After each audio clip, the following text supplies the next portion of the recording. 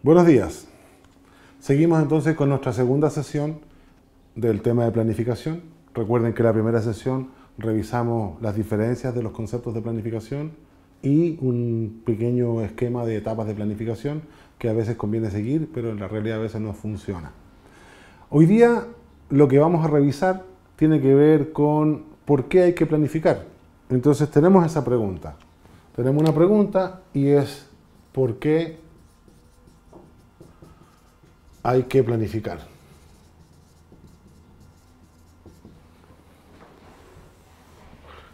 Y la respuesta a esta pregunta la vamos a encontrar asumiendo una condición. Y lo que vamos a asumir es que vamos a suponer que el mercado funciona de manera absolutamente correcta y perfecta. Sabemos que eso no es verdad, pero vamos a suponer eso. Entonces vamos a decir el mercado, el mecanismo de mercado, lo que técnicamente se conoce como oferta y demanda, y ese famoso puntito de equilibrio, ¿no? Y lo que vamos a decir que a este precio se entrega esa cantidad. Entonces lo que vamos a suponer es eso. Vamos a decir, este modelo funciona, y funciona bien, funciona de manera excelente. No tengo ningún problema con el modelo. Voy a aceptar que existe la competencia perfecta. Pero así y todo tenemos un problema. ¿Y cuál es ese problema? Es que el mercado va a fallar. El mercado falla. ¿Y cuál es el principal fallo del mercado? ¿Por qué vamos a decir que falla? Independiente de que esto funcione de manera pero excelente. Vamos a decir que falla porque este mercado no es capaz de proveer un tipo de bien que es muy particular. Y ese bien se llaman los bienes públicos. Entonces, esta situación que estamos constatando hoy día acá en la pizarra, ¿por qué hay que planificar? Asumiendo que el mercado funciona de manera absolutamente correcta y debiera asignar de mejor manera todos los bienes y servicios de la economía, así todo falla. ¿Y por qué falla?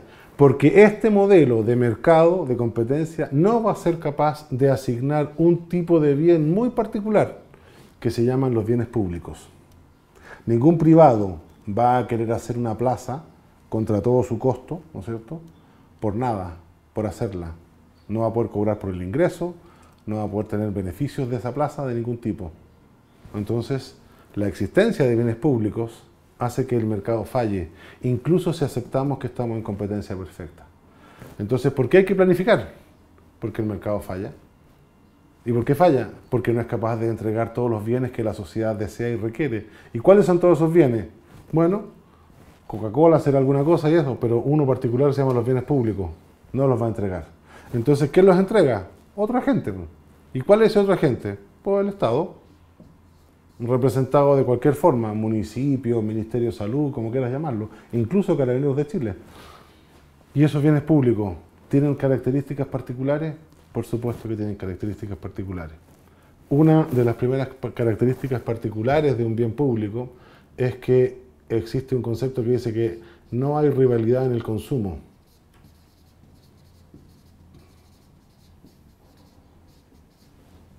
¿Qué estamos diciendo con esto? Veámoslo desde el punto de vista privado. Si yo tengo una manzana ahora en este minuto en mi mano, la manzana es mía, es privada, ¿no es cierto? Y yo me la puedo comer. Y a ti te pueden dar ganas de comer la manzana. ¿Ok? Pero tú no puedes comer esta manzana porque es mía. Entonces, como es privada, ¿no es cierto?, la manzana es mía. Entonces, hay rivalidad en el consumo. En los bienes privados sí hay rivalidad en el consumo, ¿no es cierto? Yo quiero ese pantalón, no te alcanza, trae más plata, etc. Entonces sí hay rivalidad en el consumo. Yo quiero un Mercedes-Benz, no lo tengo, pero sí lo quiero. Entonces tengo rivalidad en el consumo. En el caso específico de los bienes públicos no hay rivalidad en el consumo. Por ejemplo, pensemos el siguiente caso. Estás en la noche disfrutando con unos amigos en alguna parte cerca de la Alameda y entonces tienes que salir a tomar el metro o una micro o vas caminando al estacionamiento donde tienes tu automóvil, caminas por la calle y hay luz, ¿no es cierto? Hay una luz que todos definimos como luz pública y todos se benefician de caminar bajo esa luz pública de la noche, ¿no es cierto? Y a nadie le dicen, oye, no, esa luz es mía, no, córrete para acá, ¿no es cierto? Y además sería ridículo hacerlo, ¿no es cierto? Entonces, una característica muy relevante que tienen los bienes públicos está directamente relacionado con el principio de que no hay rivalidad en el consumo. Obviamente que si empezamos a pensar en bienes públicos más puros, menos puros, con algunas características, puede que esta no rivalidad en el consumo se caiga. Por ejemplo, la autopista, una calle, se supone que no hay rivalidad en el consumo, que si yo entro a manejar en la calle, tú tampoco te vas a molestar porque yo la use. Pero de repente tenemos una cosa que se llaman costos de congestión, ¿no es cierto? ¿Y eso a qué se refiere? Tantos usuarios, que la calle se empieza a llenar y entonces ya no hay espacio para todos y se produce una rivalidad en el consumo. Pero piénsalo que son flujos que van determinando, ¿no? La Alameda a las 4 de la mañana lo más probable es que esté vacía, entonces no va a haber rivalidad en el consumo. Una segunda característica que tienen esta situación de los bienes públicos tiene que ver con un concepto que se llama el principio de no exclusión. Vamos a anotarlo acá. Esa sería la primera, no rivalidad en el consumo. Y el segundo principio es el principio de no exclusión. Este principio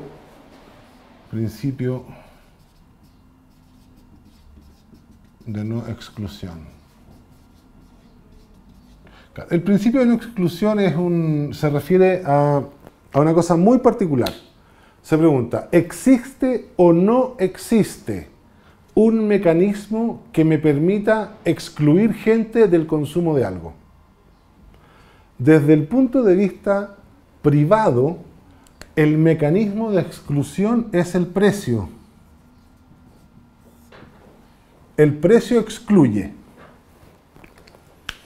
¿Quieres ir a ver el concierto de Madonna? Sí, 100.000 pesos. No los tengo. Te quedaste excluido de ver el concierto de Madonna. ¿Queda claro, no es cierto? Sí.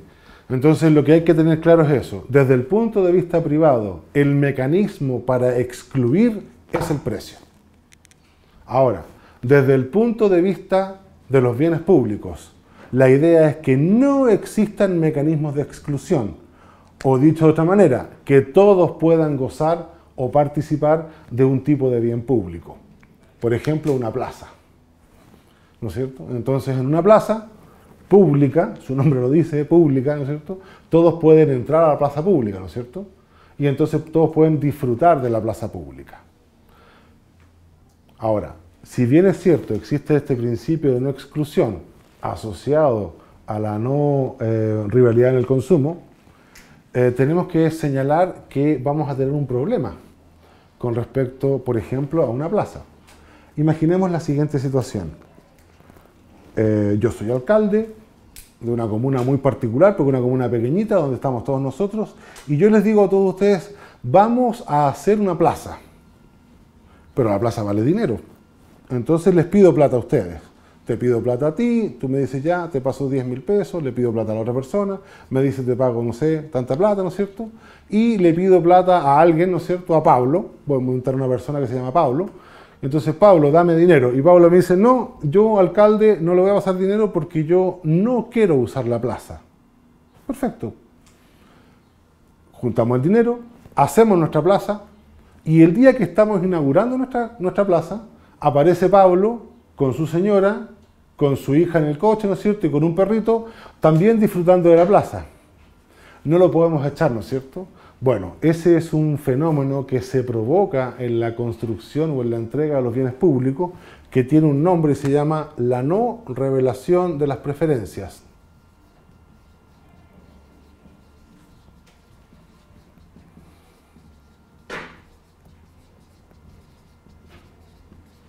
Entonces, ¿qué estamos diciendo acá?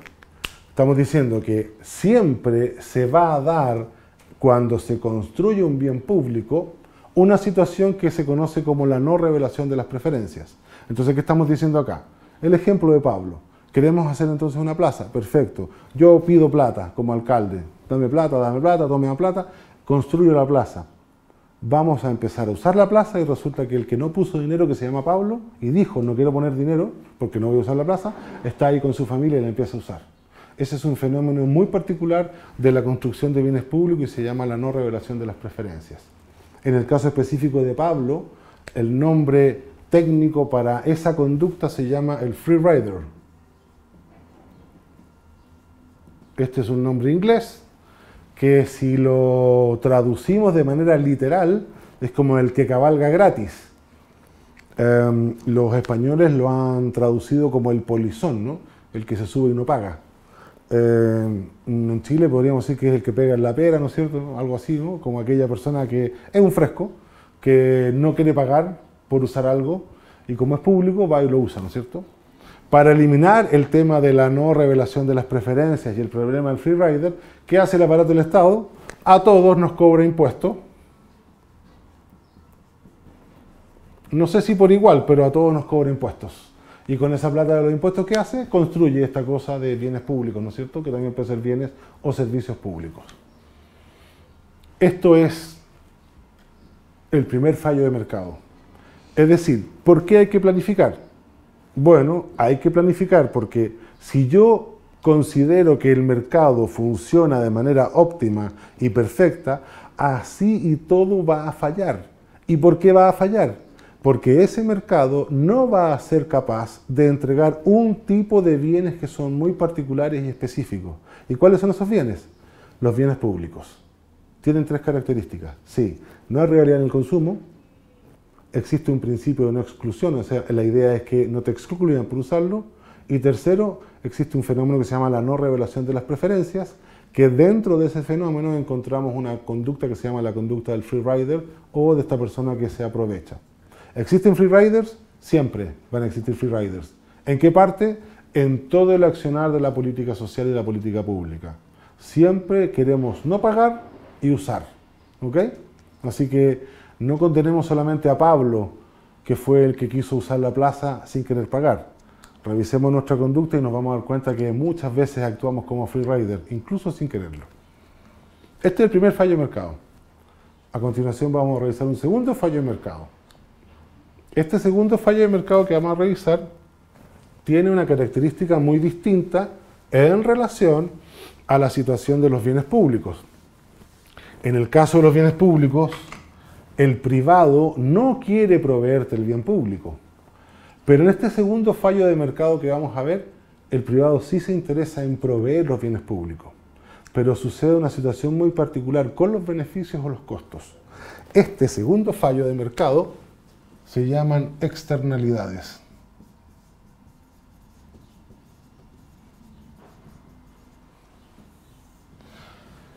¿Cómo vamos a definir una externalidad? Vamos a decir que la externalidad es la no aceptación o aprobación de un beneficio o un costo que genera la realización de alguna actividad económica privada. Me explico, o intentaré explicarlo nuevamente con un ejemplo. Cuando una empresa fabrica algo, contamina. ¿Ok? Entonces, la empresa puede producir más porque no ha asumido dentro de sus costos de producción el costo de contaminar. Esa es una de las típicas externalidades. Ahora, si bien es cierto, existen costos o externalidades que tienen que ver con los costos, también hay otras que tienen que ver con los beneficios. Y la diferencia entonces de las externalidades se van a dar o por la producción o por el consumo. A continuación lo que vamos a revisar entonces son las externalidades de producción. Y dentro de las externalidades de producción,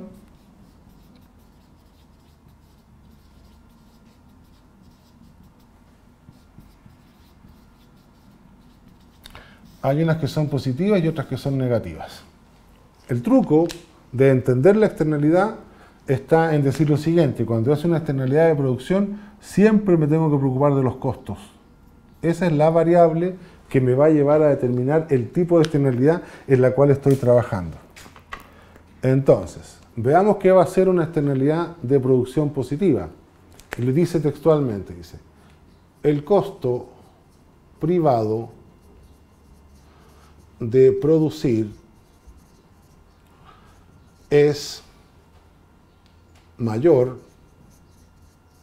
al costo social, por lo tanto, la cantidad producida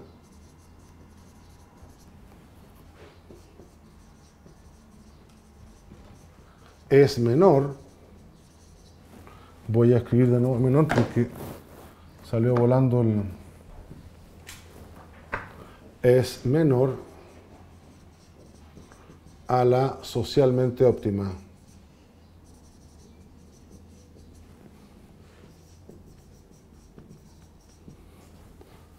Entonces, ¿qué va a ser una externalidad de producción positiva? Fíjate, el costo privado de producir es mayor al costo social. Por lo tanto, la cantidad producida privadamente es menor a la socialmente óptima. Vamos a dar un ejemplo para que se entienda rápidamente.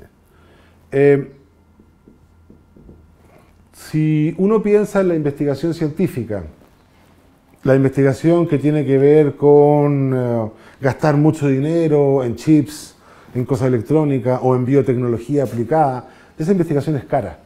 Los privados no quieren meterse mucho en hacer esa investigación porque gastan mucho dinero en ella y no saben si tienen retorno, porque están apostando. Pero a la sociedad le gustaría que se hiciera mucha investigación, ¿no es cierto? Mucha investigación científica, ojalá mucho más de la que se hace, ¿no? Entonces tenemos un problema. La cantidad de investigación científica que se hace por parte de los privados es pequeñita, versus, ¿no es cierto?, la cantidad que la sociedad quiere que se haga. Entonces, ¿quién interviene? Obviamente tiene que intervenir el aparato del Estado. ¿Y qué hace el aparato del Estado para poder mantener o para poder equilibrar esta externalidad? Pues lo que entrega son subsidios, ¿no es cierto?, el aparato del Estado, alguna forma de subsidio. ¿Qué hace cuando entrega un subsidio? Lo que hace el aparato del Estado cuando entrega un subsidio frente a una externalidad positiva de producción es bajar el costo de la producción al privado. Entonces, si le baja el costo de producción, el tipo puede producir más. Y entonces, cuando produce más, la cantidad aumenta y esa es supuestamente la cantidad que la sociedad quiere.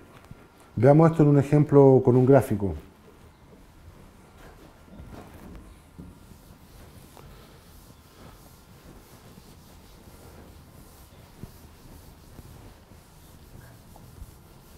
Siempre con una externalidad, en este caso, positiva de producción. Imaginemos la siguiente situación. Vamos a cambiar de lápiz mejor porque...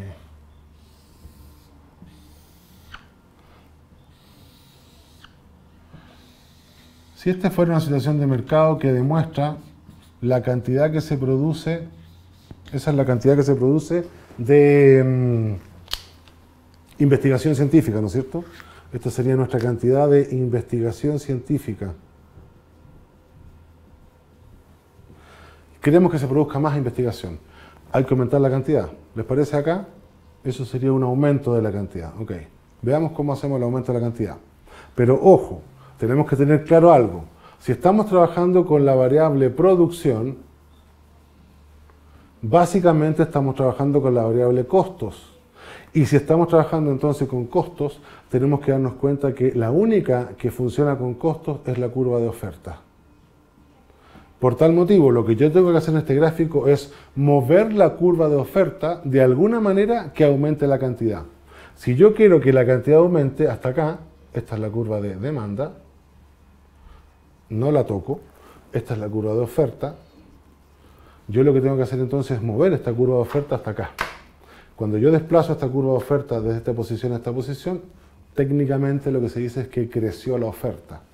Entonces, si tú te fijas, al crecer la oferta, la cantidad de investigación científica aumenta y el precio que tiene que pagar la empresa por hacer esta investigación científica cae. ¿Cuánto fue el monto del subsidio? Todo eso. ¿Estás dispuesto entonces como sociedad a controlar una externalidad positiva de producción aplicando ese subsidio? Si estás de acuerdo, lo más probable entonces es que tengamos mayor cantidad de investigación científica. Esta es una externalidad, son 4. Esta externalidad entonces lo que mide es eso, mide la situación en que queremos que aumente la cantidad y que disminuya el precio. ¿Queremos más investigación científica? Pues entonces hay que ponerse con dinero para que aumente la cantidad. se corrige la externalidad, se corrige la externalidad y entonces el mercado vuelve a estar en equilibrio a través de un apoyo que hace el aparato del Estado entregándole dinero a los privados para que hagan su mayor investigación científica. Pero así como hay externalidades de producción positivas, también tenemos externalidades de producción negativas. Y siempre el costo, acuerda, siempre el costo. Entonces, en la externalidad de producción negativa, lo que vamos a decir es que el costo privado de producir es menor al costo social, por lo tanto, la cantidad producida es mayor a la socialmente óptima.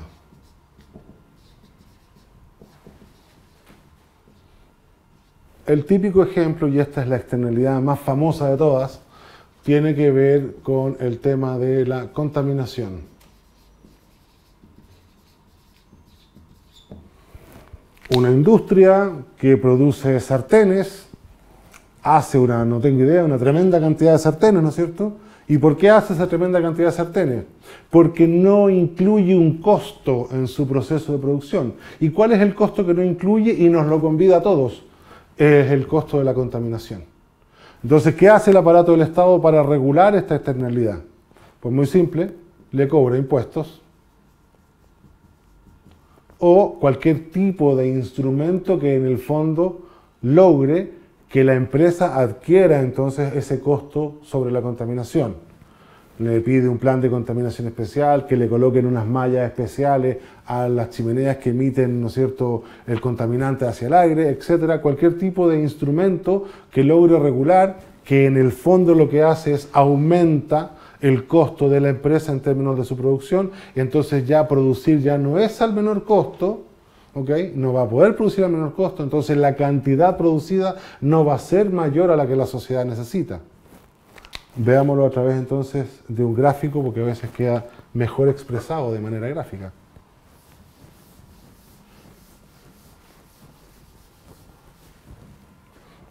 Vamos entonces a recrear una situación en que tenemos entonces una curva de oferta, una curva de demanda, nuestro punto de equilibrio, ¿no es cierto?, a un determinado precio, a una determinada cantidad. Recordemos que si produce esta cantidad de sartenes, el tipo contamina. Entonces, ¿qué necesitamos hacer? Reducir la cantidad, ¿no es cierto? Queremos menos cantidad porque así contamina menos. Entonces tenemos que movernos para acá. Imaginémonos esta cantidad. Para poder mover esta cantidad, entonces lo que nosotros tenemos que hacer es mover, ¿no es cierto?, nuestra curva de oferta. ¿Por qué la de oferta? Porque recuerda, siempre que hables de costos, estás hablando de la curva de oferta, no de la curva de demanda. Entonces esta es la demanda, esta es la oferta. Si yo quiero cambiar esta posición acá, fíjate lo que tengo que hacer. Mi curva de demanda es la que me da el sentido. Tengo que mover mi curva de oferta de tal manera que llegue hasta ese punto. Cuando yo muevo la curva de oferta hacia la izquierda, lo que estoy haciendo acá, ¿no es cierto?, es restringiendo la oferta, la estoy achicando, y entonces fíjate lo que pasó. Disminuye la cantidad, entre comillas, de sartenes, que son los que generan, ¿no es cierto?, nuestro proceso de contaminación, y si logro entonces que la contaminación disminuye, fíjate lo que le va a pasar al precio. Esta empresa pagaba este precio por ese nivel de producción y de contaminación, ahora, asumiendo que tiene que pagar un mayor precio, va a estar acá. ¿Cuánto es que hay que cobrarles extra por todo esto?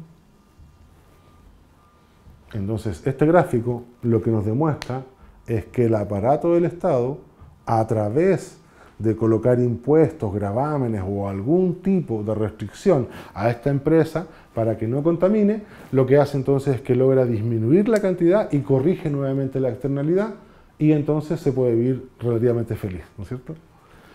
Nos quedan dos externalidades. Veamos esas dos externalidades que nos van quedando. Nos pasamos entonces ahora de las externalidades de producción a las externalidades de consumo. Y vamos a revisar la tercera externalidad, pero la vamos a denominar externalidad de consumo positiva. Así como en la externalidad de producción la variable relevante era el costo, en la externalidad de consumo la variable relevante es el beneficio. Entonces, ¿cómo vamos a distinguir o a clasificar una externalidad de consumo positiva? Vamos a decir lo siguiente, que el beneficio privado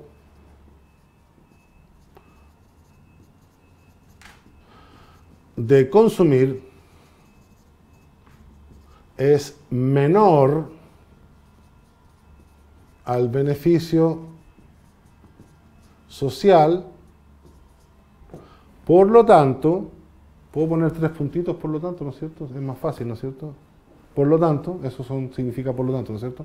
Entonces, repito, el beneficio privado de consumir es menor al beneficio social, por lo tanto, la cantidad consumida es menor a la socialmente óptima.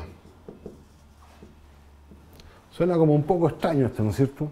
Como si es un beneficio positivo, es menor y entonces tendría que ser mayor. Lo vamos a explicar a través de un ejemplo que entiendo deja muy clara esta situación.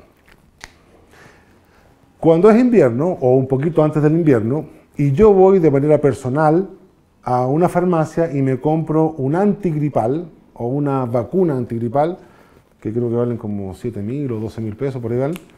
Yo me tomo mi vacuna, ¿no es cierto? Yo tengo un beneficio, porque yo consumí mi vacuna antigripal y lo que sí sé es que no me voy a resfriar en el invierno.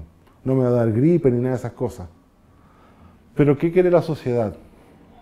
La sociedad lo que quiere es que no solamente tú consumas esa vacuna antigripal, la sociedad quiere que muchas personas consuman esa vacuna antigripal. ¿Y por qué? Porque hay menos resfrío, hay menos gente enferma, hay menos gasto en salud, ¿no es cierto? Hay una situación de prevención. Pero nos damos cuenta de algo. La cantidad consumida, dice acá textualmente, dice, que la cantidad consumida es menor a la socialmente óptima. Claro, si uno se para en una farmacia y empieza a contar a las personas que entran a comprarse su vacuna antigripal, la verdad que no son muchas, ¿no? Entonces, ¿qué quiere la sociedad? Que todos tengan vacuna antigripal. Entonces, ¿qué hace el aparato del Estado? Bueno, ok, entonces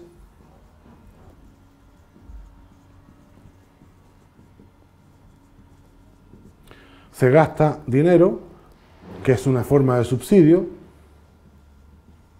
¿Y qué hace con el subsidio? Le entrega vacunas gratis a la gente. ¿Qué logra entregando vacunas gratis? Que más gente se vacune.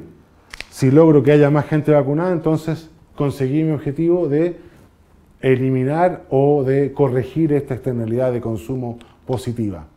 Hay varias externalidades de consumo positiva que el aparato del Estado se hace cargo. Son bien interesantes de analizar. Veamos gráficamente cómo va a quedar la externalidad de consumo positiva.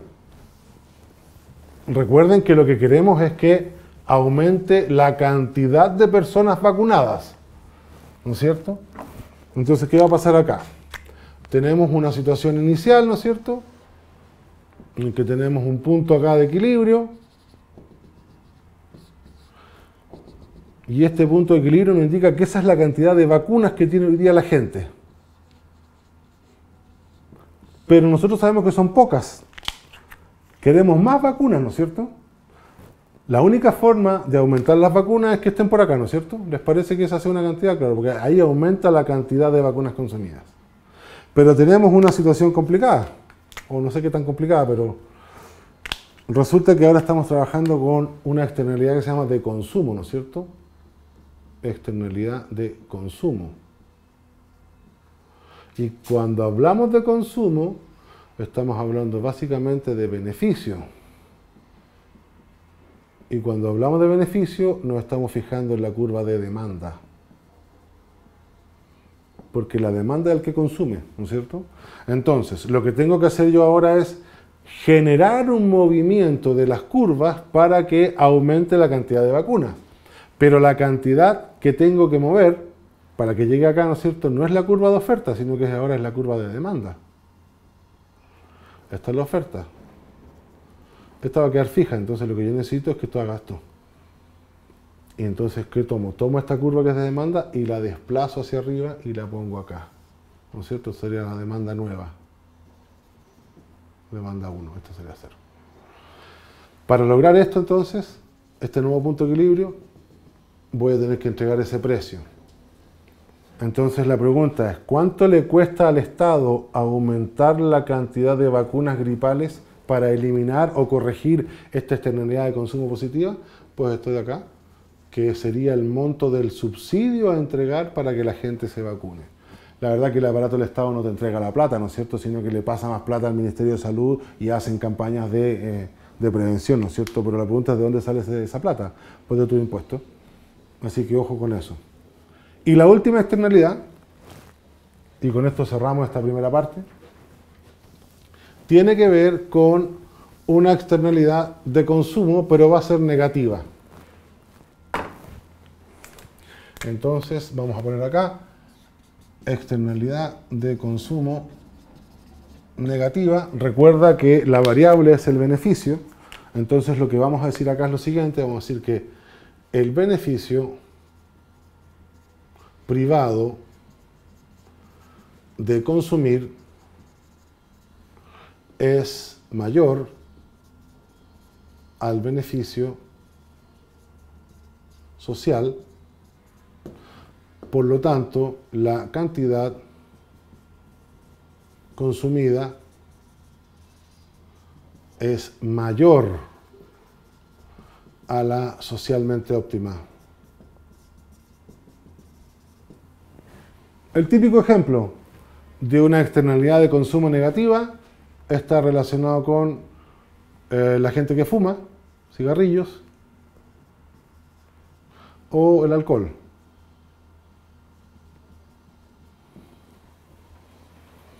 Estos bienes, que perfectamente podrían ser denominados males, ¿no? La gente habla de bienes, pero parece que son males también. Provocan una externalidad de consumo negativa, ¿no es cierto? A aquellas personas que fuman, puede que lo entiendan, ¿no? Están en un espacio cerrado, van al cine, salen de ese espacio cerrado. ¿Qué es lo primero que hacen? Fumar. Y lo sienten tan rico y agradable, ¿no es cierto? Bueno, ese beneficio privado de consumir, en este caso cigarrillo, ¿no es cierto?, es mayor al beneficio social. ¿Qué quiere la sociedad? ¿Que la gente fume? No, pues. Quiere que la gente no fume, ¿no es cierto? Entonces, ¿cómo se corrige esta externalidad de consumo? Aparece el aparato del Estado y ¿qué dice? Aplica impuestos. ¿Y a qué le aplica impuestos? A los cigarrillos. Y ustedes saben que los impuestos, por lo menos en Chile, a los cigarrillos son bastante altos. ¿Por qué? Persiguen esta lógica. Quieren eliminar la externalidad de consumo negativa. Entonces, ¿qué deben hacer? Quieren que tu beneficio privado de consumir no sea mayor, sea menor. Entonces, lo que persigue esta externalidad de consumo es bajar la cantidad. Vamos a ver el gráfico. Y el gráfico tiene un truco porque queda un poquito al revés y lo vamos a explicar.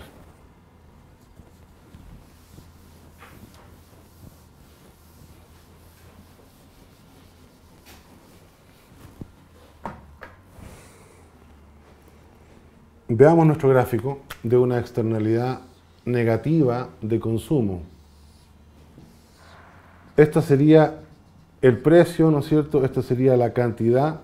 Y lo que estamos diciendo ahora es que queremos menos cantidad, ¿no es cierto? Queremos que la cantidad esté acá, es decir, queremos menos fumadores. Eso es lo que la sociedad quiere. ¿Cómo hacemos, cómo bajamos la cantidad de consumidores? Recuerda que esta es la oferta y esta es la demanda. Y lo que vamos a hacer ahora es solamente mover la demanda, la oferta queda fija. ¿Por qué? Porque estamos trabajando con el beneficio. Entonces, lo que queremos hacer es disminuir la demanda. Para estar en esta cantidad, tenemos que hacer que la demanda disminuya, baje hasta acá. Entonces, esta va a ser nuestra nueva demanda. Si esa es nuestra nueva demanda, entonces acá queda el precio y logramos que la gente fume menos. Pero fíjate que queda algo raro porque acá la sensación es que el precio baja, ¿cierto? Entonces está como al revés esta cosa. Lo que hay que entender entonces es que esto sería el monto del impuesto que hay que cobrar a las personas para que disminuyan su cantidad de consumo de cigarrillos. Si lo logran hacer, entonces va a disminuir. De hecho, lo logran, ¿no? Ahora, no es solamente que te cobren más por fumar, sino que cada vez te restringen más los lugares de fumar. Como te van cobrando más, aplica este principio, ¿no? La cosa más bien económica. Pero cuando te restringen más los espacios de fumar, no se puede fumar en los aeropuertos, no se puede fumar en las universidades, no se puede fumar, no sé, aquí, allá, ¿no es cierto? Lo que está haciendo, la señal que te está dando la sociedad a través del Estado, es decirte, señor, no fume, le hace mal. Y además no lo hacen por cariñosos, los hacen porque una persona con cáncer de pulmón es muy cara, entonces no quieren gastarse esa plata en eso. Entonces te restringen desde antes y con eso logran entonces eliminar este problema de la cantidad de fumadores. Bien, esta es la segunda externalidad. Tenemos que revisar una más y ahí cerramos. El tercer fallo de mercado. Hagamos una pequeña recapitulación. Tenemos hasta el minuto. ¿Por qué hay que planificar? Porque asumiendo incluso que el mercado funcione de manera óptima y correcta, tenemos un problema. ¿Y cuál es el problema? Que el mercado no va a proveer unos bienes muy particulares. ¿Y cuáles son esos bienes? Los bienes públicos. ¿Y por qué no los provee? Porque no les conviene.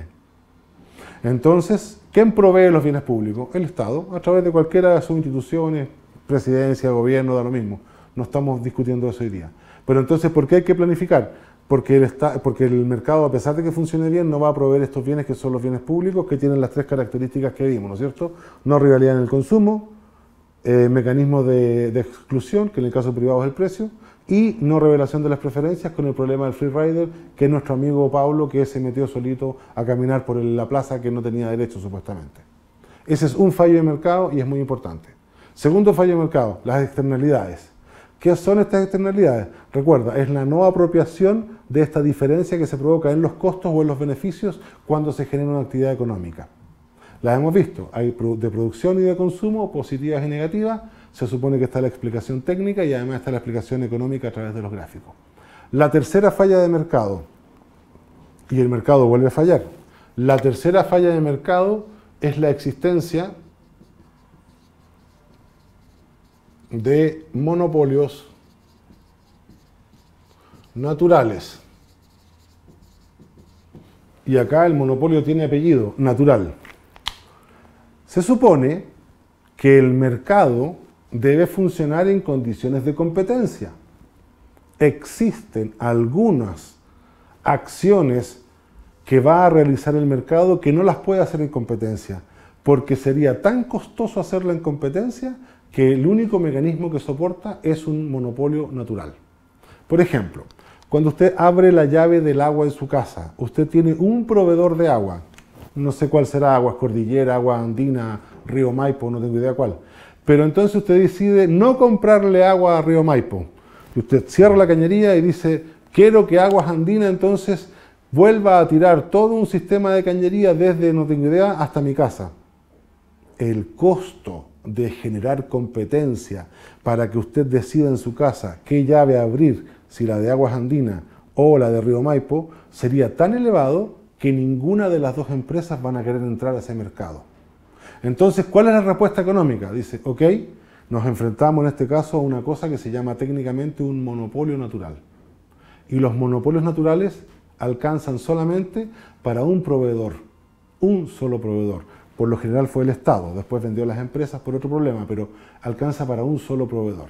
Como alcanza para un solo proveedor, se genera un monopolio. Y ese monopolio tiene esta característica específica, que es un monopolio natural. Entonces, ¿cuándo se genera un monopolio natural? Cuando la incorporación de más competencia en ese sector genera tan altos costos que ninguno de los competidores quiere entrar. Y entonces, como se genera un tan alto costo y ningún competidor quiere entrar, hay que entregar el servicio de todas maneras. Entonces, la mejor forma de entregar el servicio es que entre uno solo. Y por tal motivo, todos asumimos que la existencia de un monopolio, a pesar de que supuestamente son malos, ¿no es cierto?, que es un monopolio natural, beneficia este problema de que no se puede entregar competencia en aquellos sectores donde los costos de la competencia superan el costo del monopolio. Quizás decir que no es que los monopolios sean malos, el monopolio es una herramienta, entonces a veces hay que usar las herramientas cuando correspondan. Si estamos frente a una situación de monopolio natural, entonces lo que tenemos que hacer es generar la entrega de ese servicio a través de un monopolio natural. Otra cosa es permitir que el monopolio cobre lo que quiera, pero bueno, entonces aquí aparecen regulaciones del Estado para que ese monopolio, que es un monopolio natural, no exceda los precios. En Chile tenemos varios monopolios naturales que son absolutamente regulados. Todo el tema de la luz, todo el tema del agua, algunos temas de comunicaciones, están absolutamente entendidos como un monopolio natural y además están siendo regulados por el tema de superintendencias, ¿no? Es lo correcto, es lo que debe pasar. Y para cerrar este capítulo, que parece que me he extendido mucho, vamos a hablar de un cuarto fallo de mercado que tiene que ver con una cosa que se llama asimetría de información.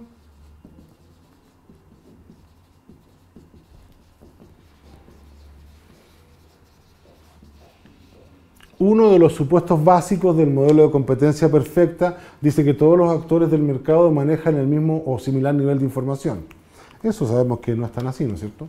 Esto fue demostrado por un par de economistas que ganan el Nobel de Economía, uno de ellos es Stiglitz, y entonces ellos se dan cuenta que sí existen y permanecen unas cosas que se llaman asimetrías de información. Y dentro de la asimetría de información hay dos problemas importantes. Uno se va a llamar selección adversa, y el segundo problema se va a llamar el riesgo moral. Expliquemos a través de un ejemplo. Yo voy a ser el jefe de ventas de la ISAPRE X4, no sé, cualquier nombre de ISAPRE. Y ustedes van a ser mi equipo de vendedores. ¿Qué gente le conviene a la ISAPRE? ¿Hombres jóvenes o mujeres jóvenes fértiles? Al parecer, a la ISAPRE le convienen hombres jóvenes y no mujeres jóvenes. Entonces yo, como jefe del tema de comercial de esta empresa, y ustedes son mis vendedores, yo los obligo a que seleccionen de manera adversa a los clientes. Muy simple. Si traes a un hombre, yo te pago más venta, y si traes a una mujer, te castigo y pago menos venta. ¿Qué vas a querer vender tú? Hombres. Entonces opera el principio de la selección adversa. Se da en varios lugares, ¿eh? No solamente le vamos a cargar la mata a las pobres ISAPRE. Se da en varios lugares la selección adversa. Veámonos en el tema educacional. ¿Qué significa al final del día la PSU? ¿Cuánto puntaje tienes? ¿Dónde te vamos a meter a hacer clases? ¿Dónde te vamos a clases, no es cierto? Entonces la PSU funciona como una especie de segregador, ¿no es cierto? Los que tienen buen puntaje entran, los que no tienen buen puntaje no entran. Entonces la PSU es una selección adversa de las personas que tienen posibilidad entonces de estudiar versus las que no tienen posibilidad de estudiar. Se da mucho este fenómeno de la selección adversa en la economía. Bajemos, cambiemos de nivel. Vámonos al riesgo moral. La pregunta es si tú vas a usar o no vas a usar el riesgo moral en una acción económica. Y vamos a dar un ejemplo. Yo soy vendedor de autos usados. Vendo camionetas. Aquí hay una camioneta blanca muy bonita, pero que el motor está reventado. Y acá hay una camioneta roja que está bastante fea, pero que el motor está en condiciones. Y tú vienes a comprarme la camioneta y me dices que vas a hacer un paseo con tu familia y quieres una camioneta para recorrer el sur de Chile. Y te gusta la blanca. Yo sé que está mala. Está bonita, pero yo sé que está mala. Y tú me quieres comprar la blanca. ¿Yo te digo que no la compres? Parece que no, ¿no es cierto? Bueno, esa es una aplicación práctica y absolutamente concreta del riesgo moral. Otro fallo del mercado. Entonces, ¿por qué hay que planificar? Porque el mercado falla. Muchas gracias.